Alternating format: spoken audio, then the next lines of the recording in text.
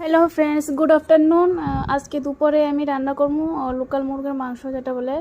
আর এদিকে আমি পেঁয়াজটা বসাই দিছি একটু ভাজা হওয়ার লেগে। ভাজা হওয়ার পর মশলাটা দিয়ে দিব। তো আর এদিকে আমি রান্না করতে করতে একটু টিভিতে গান শুনতেছিলাম। আর এদিকে একটু ডন্ড্র গীতারের সাথে দেখা করলাম। তারা শান্তভাবে বয়ে আছে। আমার এদিকে সেটা পিছিয়ে যায়। আর এদিকে বৃষ্টি হয়েছিল, এখন আবার মনে হয় রৌদ্র উঠবো।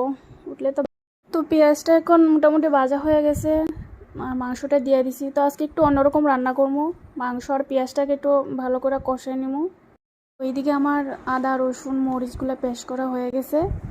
আর এদিকে সব মশলাগুলো দিয়ে দিছি যেগুলো মানে দেওয়ার লাগে, জিরা ধনে গুঁড়া আর পেস্ট। এদিকে জিরা শেষ হয়ে গেছিলো, তো প্যাকেট আনা হয়েছে, ওই তো রান্নার ফাঁকে আমি ওইটা একটু ভরতেছিলাম। আর এদিকে মাংসটা হতেছে। তো এখন একটু জল দিয়ে দিছি, বেশি দিছি না।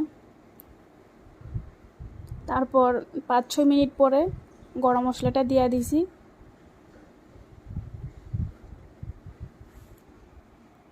তো মাংসটা প্রায় শেষের পথে, একটু পর নামিয়ে নিব। তো যাই হোক, আমার রান্না শেষ।